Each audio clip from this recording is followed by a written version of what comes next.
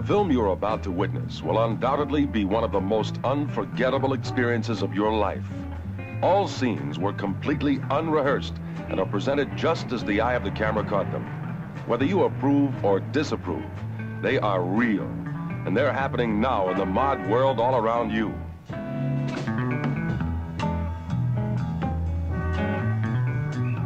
The mod generation of the 60s is made up of men and women 25 years old and under. In the United States today, this under 25 generation nearly outnumbers their elders. 3 years from now, 100 million Americans will be in that age bracket. If these statistics imply a coming change, the youth generation absolutely guarantees it. They're an independent breed, and to adult eyes, this independence has made them highly unpredictable. The mods are not simply a new generation, they're a new kind of generation.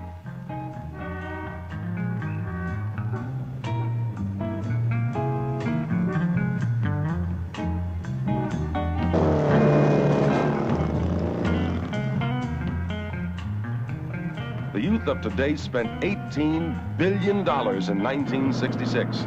That's $18 billion. And what's more, the Youth Research Institute forecasts that by 1970, the amount will rise to a staggering $30 billion. Today's youth see no reason for putting off using their money. Their motto seems to be, spend it, man, because there's always more. For example, hairstyles are a necessary and expensive part of the mod scene. The long, unkept look and straight blonde hair is very in with the granny glasses wearing psychedelic set. But this group encompasses a small percentage of the mod age group. The larger percentage of the hip generation are almost obsessed with a cool look in their hairstyles. Hair upkeep varies from $15 to $20. For men, the $250 haircut is out. Today, he pays $25 for the original styling and $7.50 or more to keep it styled. And it doesn't stop at the hairline. Clothes also play an extremely important role in their rebellion. The miniskirt, the micro dress, the striped tight pants, the boots are all vital to the in group. For these styles, we can thank the West End of London and Carnaby Street, because it's mostly from this street that the mod look originated. An integral part of the mod way of life is music. With the advent of the rock sound in the mid-50s, the now generation stepped in with swinging torsos and literally took over the recording business. Out of the top 100 records in the country today, at least 85 can be categorized as rock. Today's teenagers spend on the average of $8 to $10 a month on records. So in hairstyles, clothes, and music, the mod set rules, and their number grows by leaps and bounds daily. This is it, the famous Sunset Strip in Hollywood, the neon neverland that the mod set calls home. Hundreds upon hundreds of cars inch their way up this fantastic boulevard every Friday and Saturday night, fighting their way through teeming throngs of people that are drawn here every weekend like moths to a flame. It can mean only one thing, that this is the place. This is where it's at. This is where it all happens. The new sound, the excitement, the pulsating fever that blocks out the humdrum existence. The new music is what youth seek here. As long as drums pound and guitars wail, sleep becomes a thing of the past, and everybody makes it together. Come with us inside their world as the mods get it on.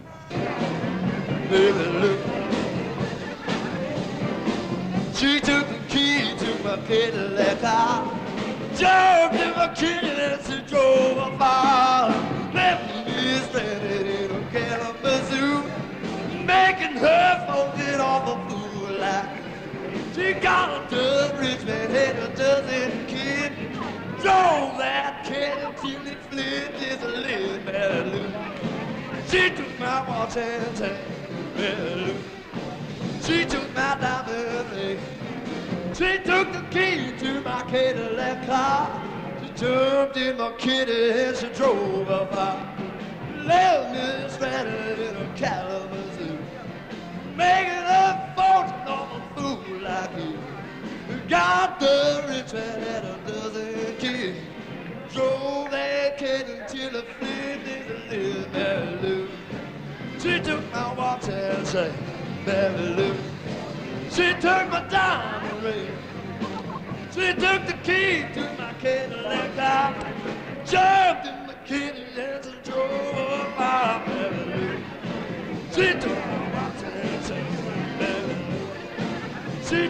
diamond. She took the key to my Cadillac car. She jumped in the kitty and she drove up my Mary Lou. She took my watch and chain, Mary Lou. She took my diamond ring. She took the key to my Cadillac car.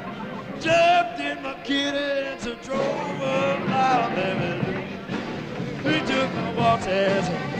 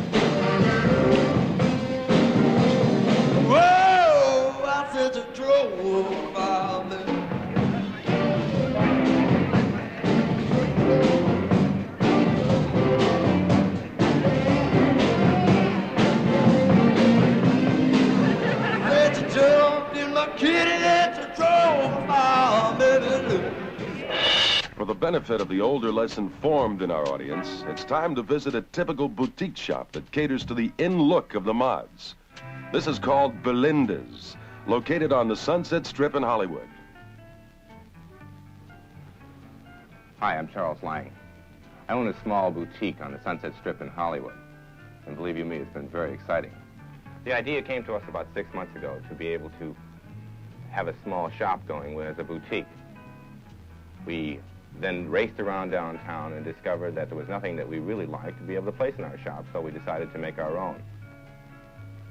Approximately after that, we had enough money for the rent and about 11 pieces made up when we opened the front door. Since then, things have been rather jumping. We have a lot of lively music going on and some of the wildest things that you could possibly find. You know, fashion is nothing more than a protection against the elements, but fashion can really be fun. Hi, can I have this made shorter?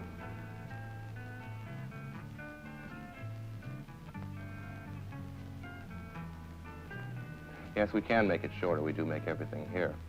But I got a suggestion for you. We have a dress that has completely backless cutout. Why don't you try it on? Hey, that sounds great. Okay. You know, in New York now, they're wearing slips to parties. In London, they're wearing old World War I uniforms. And fashion really can be exciting to the extent of a mood, a party, a feeling that you might have and you can relate it to what you're wearing. An idea happens from the texture of the fabric or the color or possibly the pattern, and then we go to work. We make up 1 or 2 samples and model them. If I like it, we make up a half a dozen and put them in the shop. From there, we play it by ear. Understanding, of course, that our clothes are a result of an artistic idea or feeling, we attempt to remain free, especially in thought. I think the excitement is contagious and often reflected by the customers. Is this the one you meant? Yes.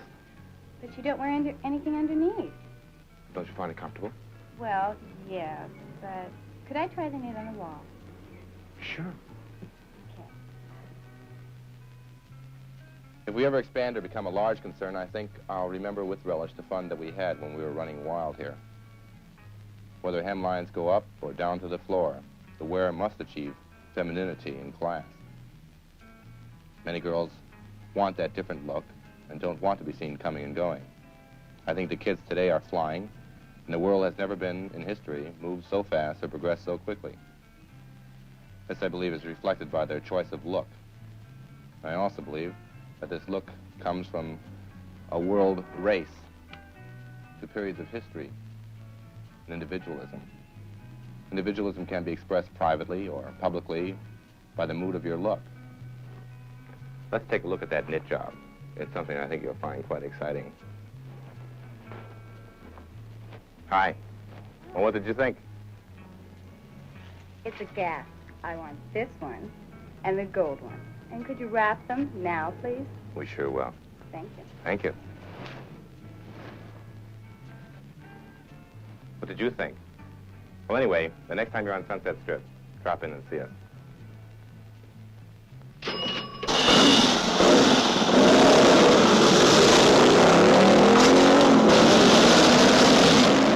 To the older, more sedate generation, this sport spells pure mayhem. To the mod generation, it seems to be the only way to fly. If you're a hippie and you like to be where the action is, then you're certainly part of the new breed that's helping to make the two-wheeled wonder the wildest thing that ever happened. The shot in the arm to motorcycling came in 1965 and was destined to revolutionize the sport. This was the year when the Japanese began to market lightweight, inexpensive machines beautifully engineered and styled to please the mod generation. Thanks to a heavy advertising campaign and public relations effort, the mod began to recognize this machine as a cheap form of transportation and a way out source for kicks. Motorcycling is now the in thing, part and parcel of the exploding nationwide boom. Today, more than 5 million Americans ride bikes and scooters. An estimated 600,000 such vehicles were sold in this country last year. Registration passed the 1,250,000 mark, and a 40% increase is forecast in the near future.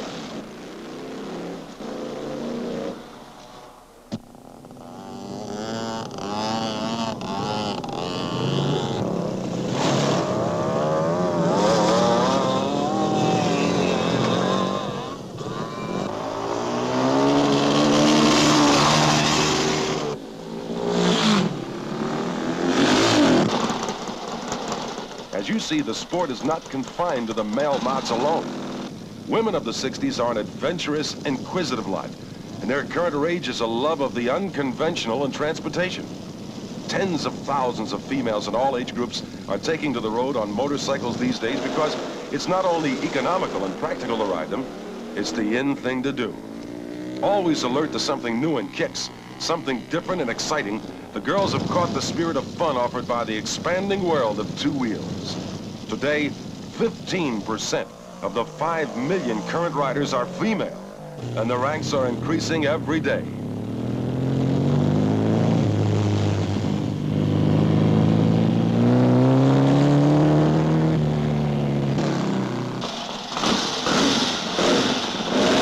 There's a wide variety of events one can enjoy with a bike, as you can see here. One is the Enduro Run, a cross-country race, often grueling, always exciting. And it is negotiated without path or roadway. Others include dirt track racing, around an oval course, tourist trophy, a race over a gradual dirt course, hare and hound over open terrain, and last but not least, the field meet, an almost endless series of games and various events, all centered around the cycle.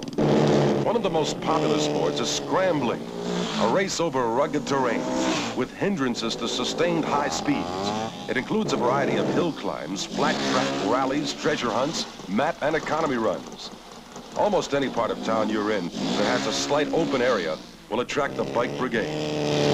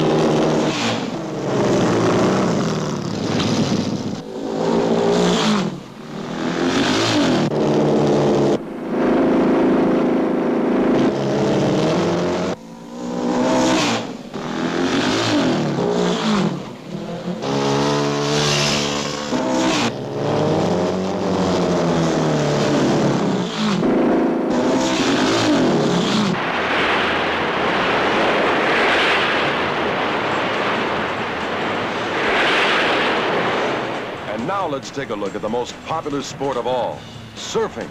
In the last few years, this sport has developed millions of devoted followers among the mod generation. Here we have Mike Haley, one of the West Coast experts in action off Ralph's Beach near Point Loma, just outside of San Diego. Your only access to this surfer's paradise is by boat.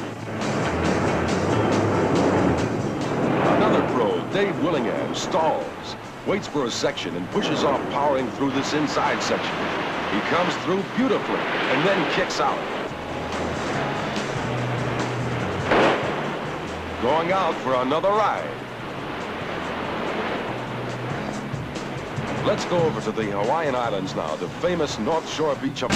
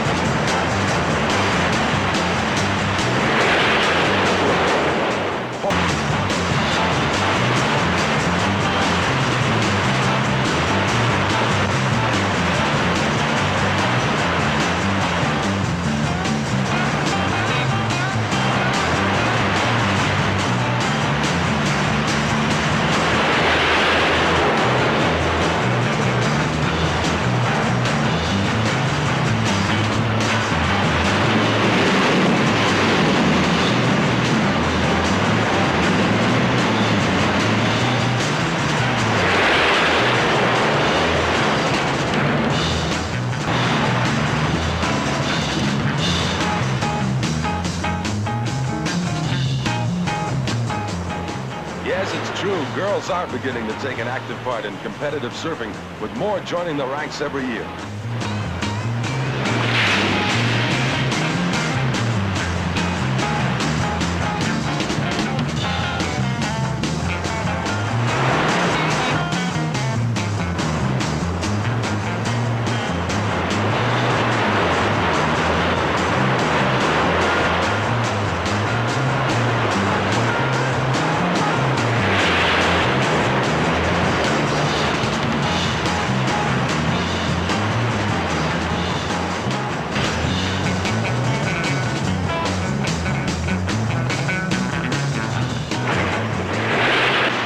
The breaking of these waves, as Skipper Pat seems to glide easily through the sections.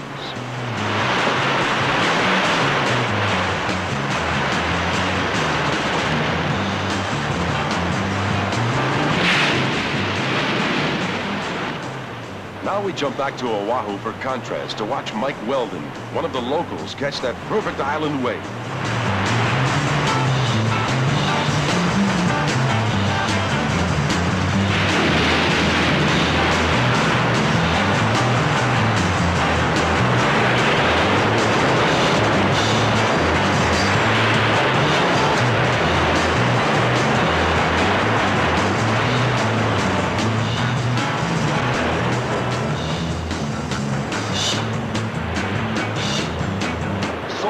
Wipes out on the shallow inside reef.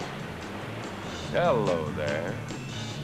This is really dangerous surfing because 3 feet of water here is all that separates the surfer from jagged coral heads that can tear him to shreds. As you can see, surfing begins at a very early age in the islands.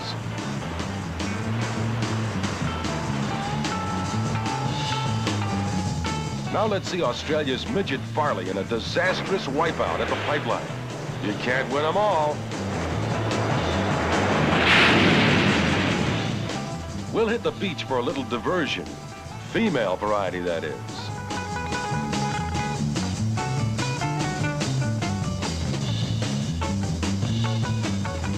Surf buddies from Waikiki check out the surf at the pipeline.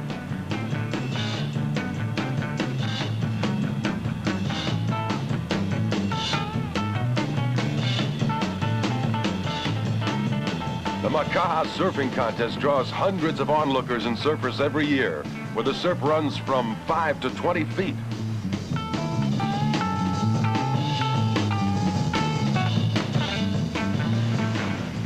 Two of the local surf buddies in Hawaii get ready to paddle out.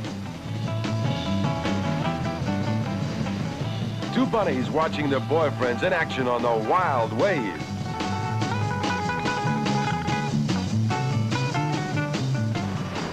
Back to the surf and a real pro in action.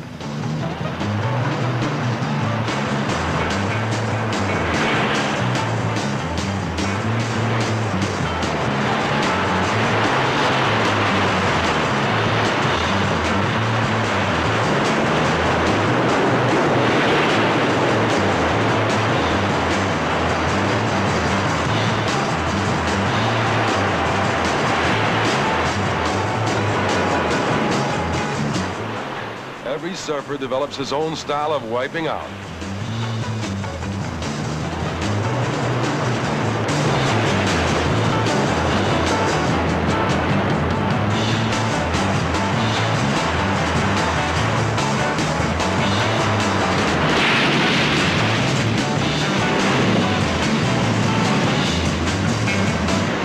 The power these waves generate is quite impressive. They can easily snap a surfboard in half.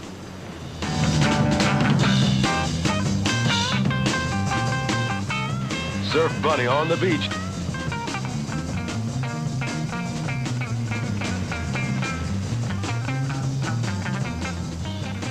Doesn't look like surfing is the only sport at Sunset Beach in Hawaii. Wipe out at the pipeline and you're in for a bath. But this young surfer doesn't need a wipe out to get clean.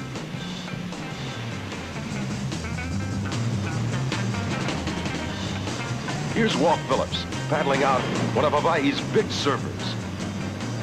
Walt Phillips demonstrating his own style as he rides Sunset Beach.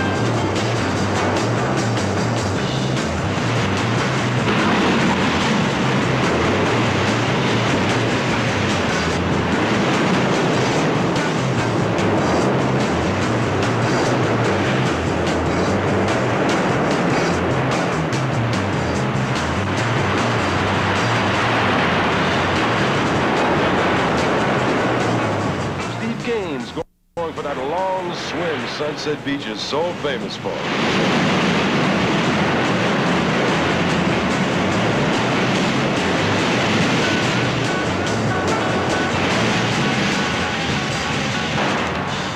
And here's Charlie Galento, one of Hawaii's top big wave surfers.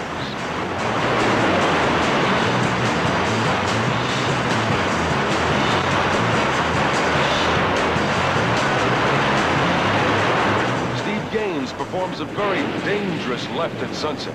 The reason for this danger is a huge coral shelf just a bare 2 feet below the surface. A wipe out here means being cut to ribbons.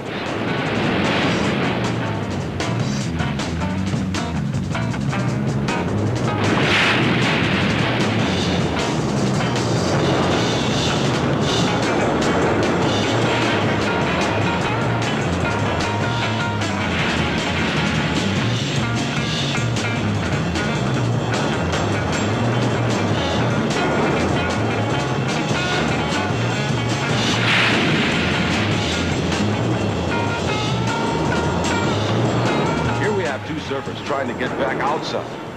The inside reef here at Sunset is mean and breaks hard and fast.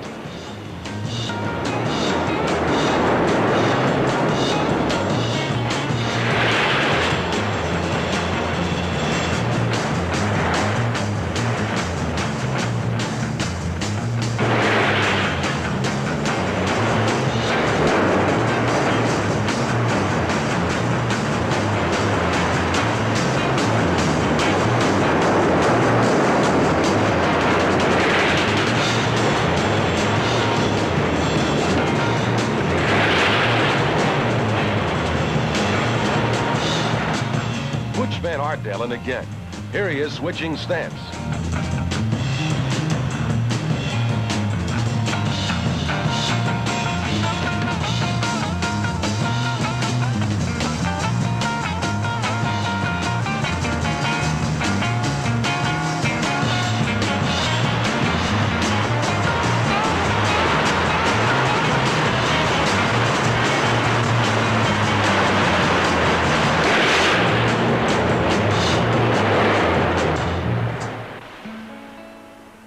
This beach honey is helping her boy wax his board. That's what I call cooperation.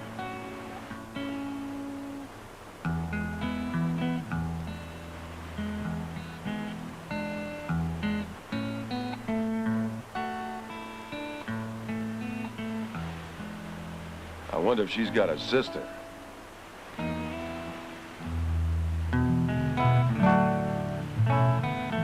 And it's back to the water. That's dedication, man. Real dedication.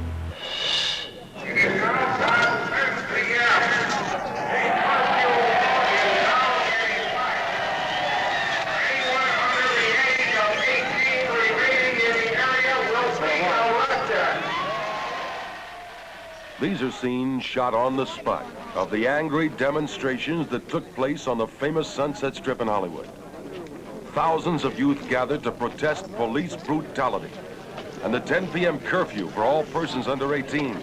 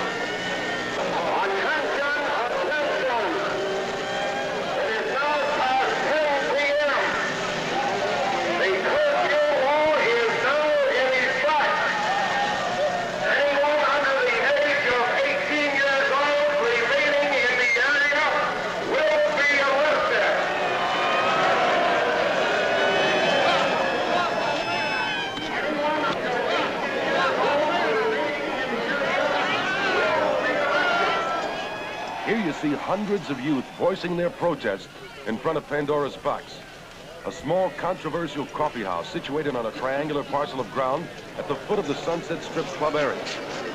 one of the major meeting places and focal points for Hollywood's flower children at almost any hour. You can be sure of seeing a goodly representation of the now generation. Long hair and bare feet are sprinkled liberally about the area.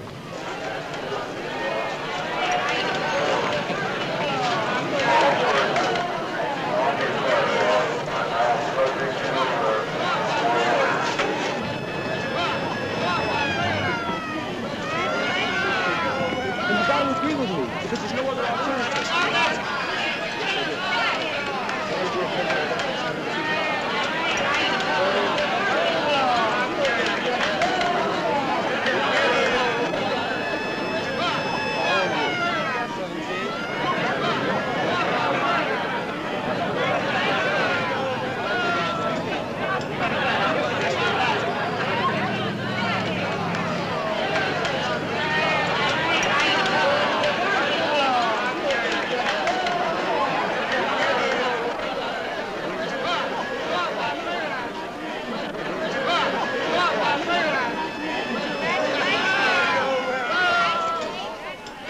As we move up the street, we approach the Fifth Estate, a now famous coffee house and headquarters for the movement to protest police brutality and to keep the strip open to all teenagers.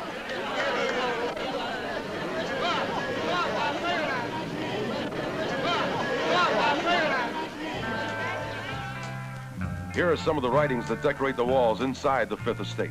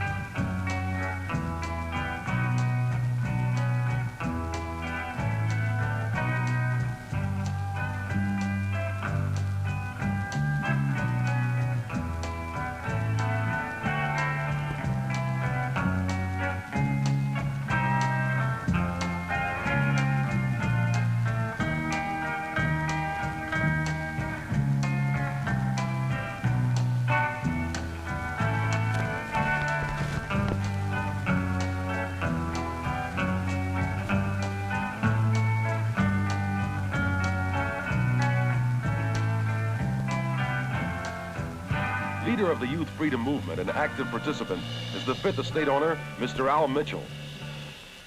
It seems to me that we are living in a time right now when there has been the maximum distance, the gulf between one generation and another.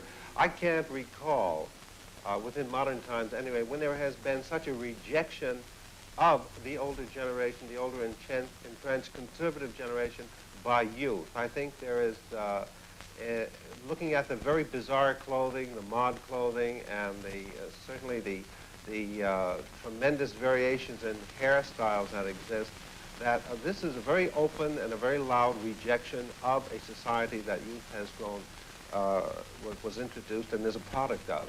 There is going to have to be some compromise and some meeting ground between the two generations that exist. The youth simply will not buy the world that the elders have given them. They see too much hypocrisy in it. They see too many things that is wrong with it. And I think that the elders are going to have to realize that they simply can no longer browbeat youth into following its established path, that they simply can't come up with a rational explanation why they should follow their established path. And yet I think we've got to share the same planet together. We've got to live and let live. And so there's going to have to be some meeting of minds between the two and some accommodation between the two in order for both to live in peace. I think that what we've had here occur here in Los Angeles is, in very recent times, a confrontation where certainly the older, more money generation tried to kick out the youth from a particular area, in this case, the Sunset Strip area of LA, and it failed. a call went out and you had the area flooded with young people. And the entrenched power people up here realized very shortly, very quickly, that they simply could not, even with the use of the police force, drive the element out from the Sunset Strip area.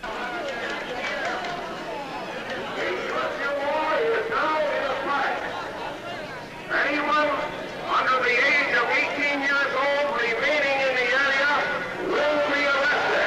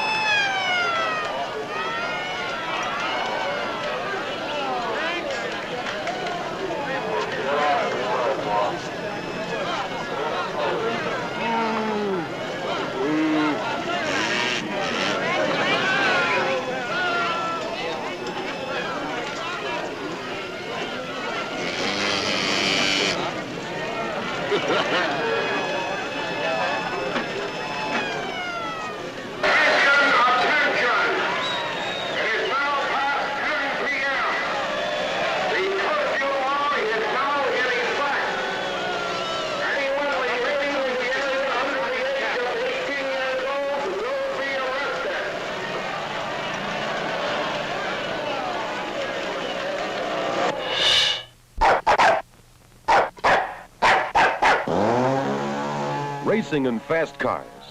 Anything with speed has always fascinated the youth of our country, and this goes twofold with the mod generation. Here we see the sport of go-kart racing. It's easy, it's inexpensive, and it doesn't lack for speed and thrills. For the maximum investment of under $1,000, you can have a twin-engine wonder, capable of turning speeds well over the century mark. Sound fantastic? Well, let's watch some of the old pros here at this raceway running one of the numerous enduro races held here throughout the year.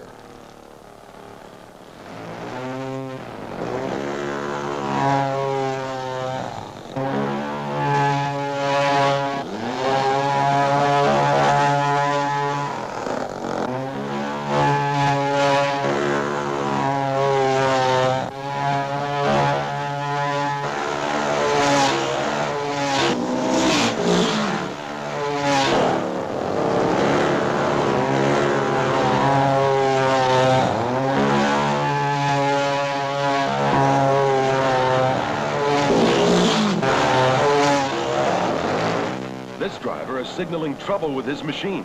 Now all the other drivers are aware and will pass him on the right so he can return to the pit area for fuel or repairs.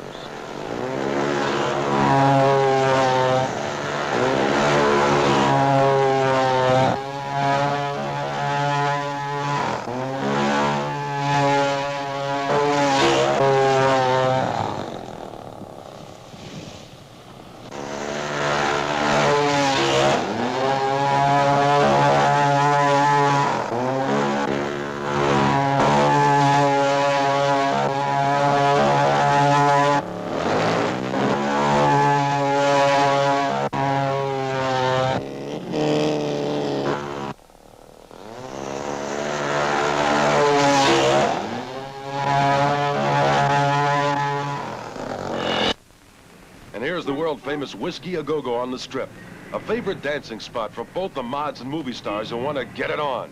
Let's drop in and see what's happening tonight.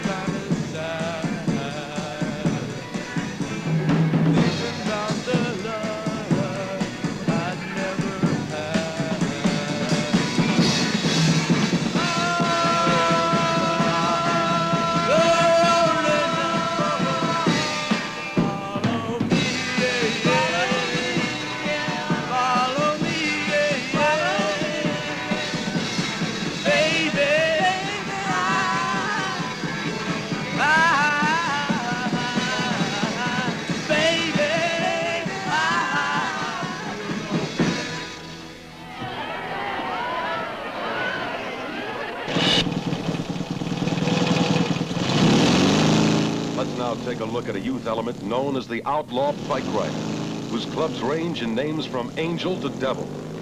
A group of these outlaws, when seen on the road for the first time, can be upsetting. Rocketing their way through traffic makes this two-wheeled mode of transportation an instrument of utter defiance to society's laws and a possible deadly weapon.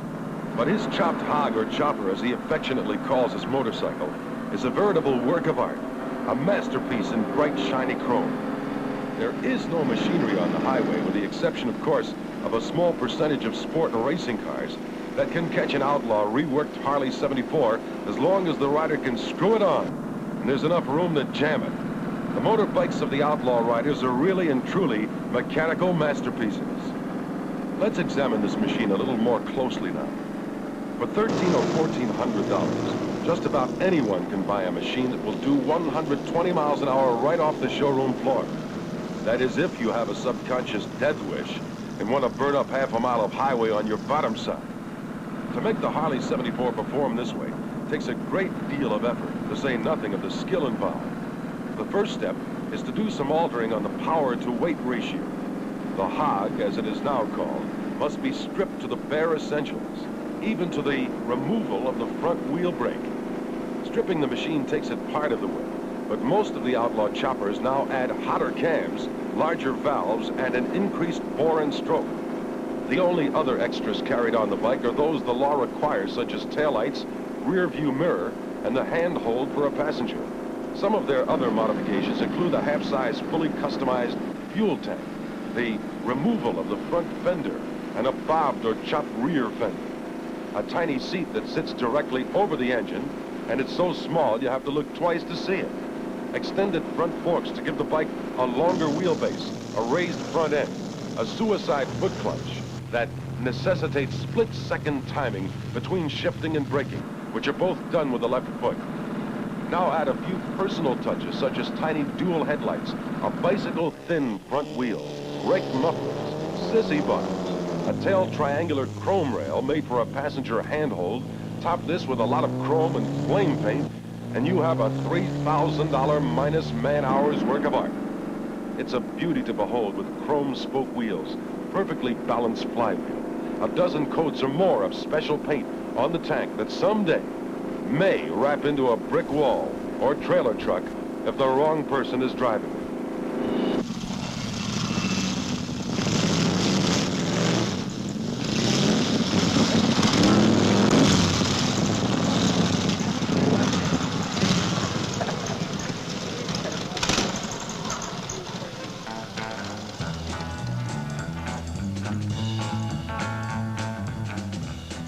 The rider away from his machine and on his own 2 feet can be something of a memorable sight. His display of histrionics and conversation are convincing evidence of his antisocial way of life.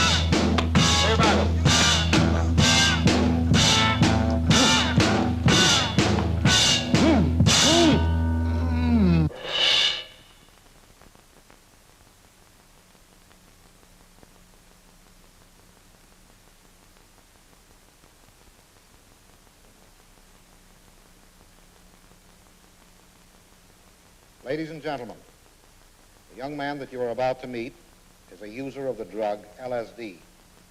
He is now under the influence and has asked us to remain anonymous, so for the sake of his interview, we will refer to him as Don.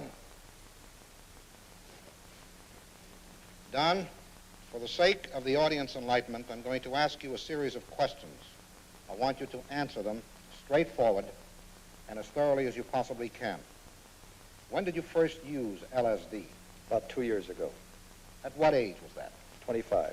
And how old are you now? 27. Have you ever used drugs of any sort previously before this? None. More specifically, have you ever used any other drug similar to LSD? No. Would you say that LSD has helped you to understand yourself more? Yes. Has it expanded your mind? Yes. In what way? It's as if you've lived in a large building all your life. You can go into some of the rooms and many of the corridors. After a psychedelic experience, you can go into all the rooms. You may not. All the doors are unlocked, and you can go to all the hallways. It has made me understand myself better, more clearly. I'm more organized in my thoughts. On one trip, a dancer went with us, and she danced for us. She seemed so much more sensual, more beautiful. Her movements were more graceful, more erotic. Her skin tone, her whole coloring, everything was more sensitive. We were more sensitive to it. Here is a visual interpretation of the type of hallucination that Don has experienced under the influence of lysergic acid or LSD. Why did you take it the first time? I heard that it heightened perceptions. How did you get it, and from whom? From a friend. He gave it to me. After taking the drug with a group, could you say that it affected everyone similarly? No. Everyone has a different brain. Do you feel that some people are more affected than others by the same dosage? Yes, their body weight and body chemistry is different. Did you start with a small or a large dose? Small dose, about 250 micrograms. Are you still taking the same amount, or have you now increased the dosage? I increased it generally. How many times since you began have you used it? 15, 16 times. Has it affected you the same way each time? No, I'm a different person each time. What do you feel accounts for this? My feelings, my well-being, many things. Do you feel there is any specific age limit for anyone first using the drug? It's really more a case of a mental age than a physical age. What was the youngest age of anyone you knew of taking LSD? Personally, 17. Is LSD hard to come by? Sometimes. Is it expensive? More expensive than I would like it to be. Are you gainfully employed? Yes. Every drug has a common name that it is referred to by its users. Like marijuana is pot or grass, heroin is called H. What do you call LSD? Acid. Would you classify acid as a habit-forming drug, either in a physical or a mental sense? No. Do you know of any persons who have tried it once and never again? Yes. What do you feel is the reason behind this? Inadequate preparation. They were not prepared properly, and they were afraid, and therefore had a bad trip. Earlier, you mentioned that LSD has expanded your mind. Could you be more specific now? With acid, you have an ego loss. And with that, you're able to see yourself a lot more plainly and a lot clearer, understand yourself better. And it's quite an experience. There is literally nothing like it. Ladies and gentlemen, you are surprised, possibly somewhat shocked at this young man's bold-faced admission, his matter-of-fact attitude. You say to yourself that young people like this are definitely a minority, and it is really none of your concern. But it is, because statistics prove conclusively that sooner or later, the If the trend continues and you have children, it will strike close to home. 20.7% of our youth today, ranging through junior high school, and college, have used, are using now, or will be exposed to LSD or some drug in the next 6 weeks. Frightening, isn't it? And what's more, the percentage grows at an alarming rate every day. Of prime concern in the last few years is the problem of LSD, or lysergic acid, most commonly known of the hallucinogenic or so-called mind-awakening drugs. LSD is dangerous, much more dangerous than most people realize, particularly when it is in the hands of amateurs. I must repeat, this simply compounded chemical, something any first-year chemistry student can make, is one of the most powerful hallucinatory drugs man has ever known. Unfortunately, some of our psychedelic pseudo-intellectuals have made it into a glamour item which has tempted gullible young people to try it, believing that it will expand their minds. As far as it is known, LSD is not habit-forming, not in the sense that heroin is, but it might well be in its own way every bit as dangerous. What most people fail to realize is that certain narcotics, such as morphine and codeine, can have a very useful effect in the relief of pain and anxiety. But these drugs should always be prescribed and controlled by a qualified physician. LSD is an extremely powerful hallucinogen. It may someday prove to be one of our most useful drugs, a boon in the field of mental research. But it is going to require much additional investigation by dedicated professionals, not amateurs who are taking it for kicks. LSD is dangerous. It is capable of causing serious mental changes with extremely small doses. It may cause nervous breakdown and suicidal states. From experimental subjects, there are increasing numbers of reports indicating that temporary or even permanent harm may be induced, and all risks are intensified when LSD is in the hands of amateurs or kick seekers. Some individuals have required more than 2 months of psychiatric hospitalization for just one small dose. Others have been sent to state hospitals for long-term treatment. LSD is dangerous. Karate, sometimes called karate, is another sport that the mods have taken to. Thousands of Americans indulge in this ancient Japanese art of self-defense. Let's watch as Samti Josel, a black belt holder, directs a few of his students. Hey! Us! Hey! Hey! Hey! Yeah! Yeah!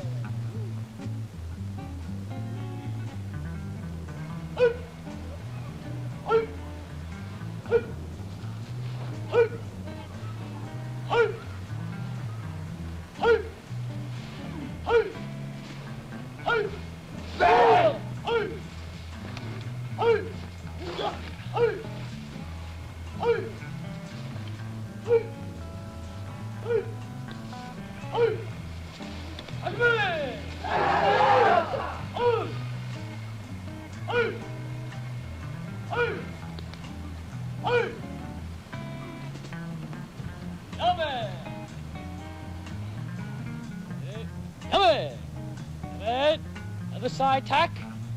Other side tack. Hey!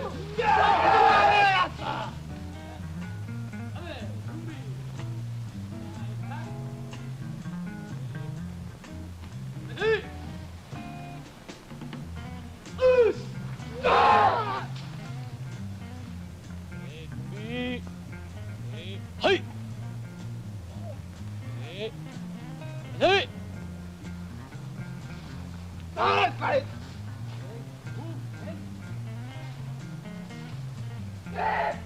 Oh!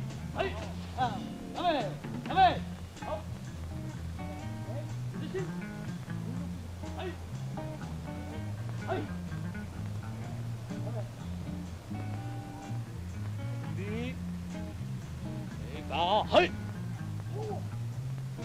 Hey! Hey! Hey! Hey! Hey!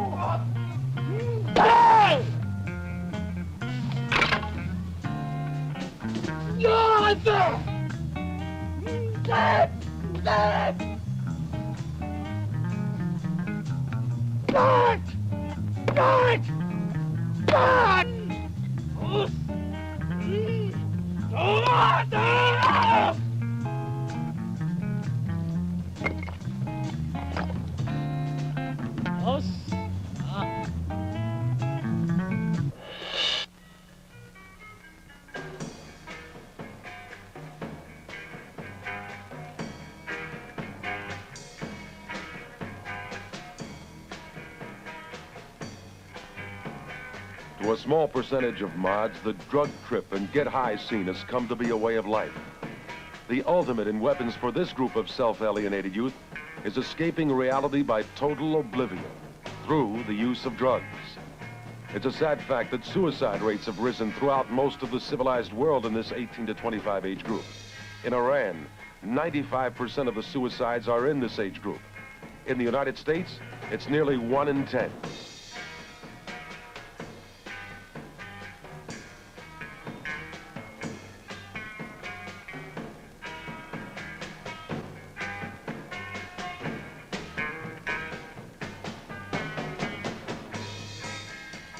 Acid heads and potheads feel that the real answers to life can be found by the use of drugs. On a conservative estimate, at least 30% of all college students in this country turn on with everything, ranging from pep pills called uppers to barbiturates called downers, marijuana and amyl nitrate and methadone to hallucinogenics including LSD and peyote, and natural highs from baked banana skins to huge doses of cinnamon to even sniffing airplane glue. The widespread use of grass, better known to the unhip as marijuana, is now so widely accepted that it must be considered an integral part of the now generation's life experience. Private studies show that no fewer than 50% of some high school students have tried pot at least once, and 25% turn on at least once or twice a week. Marijuana has given way to acid, which is illegally sold at $6 a cap, as opposed to 50 cents for a Mary Jane cigarette. which is a much milder kick. Statistically, the greatest majority of the hip generation shy away from the opium derivatives such as heroin and morphine. It's because these drugs are a total withdrawal from awareness. The mod generation demands their now to be heightened and their experience more meaningful. The mods who turn on to pot or acid say their drug trip means ecstasy, sensual unfolding, illumination, even religious experience, a contact with nature, reevaluation. But for many, it simply adds up to one word: the end.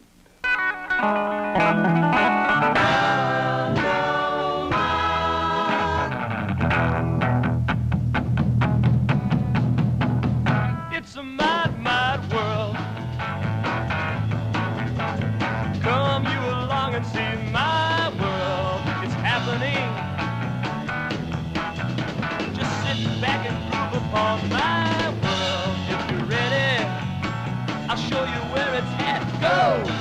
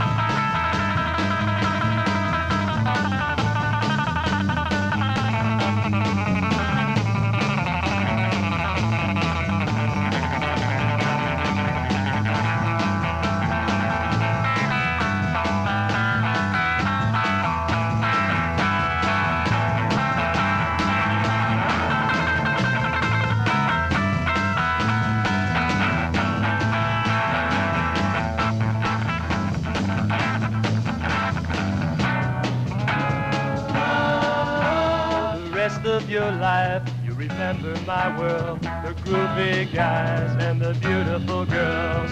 Drink out with me, we're gone out of time. Come take the trip, 'cause it'll blow your mind.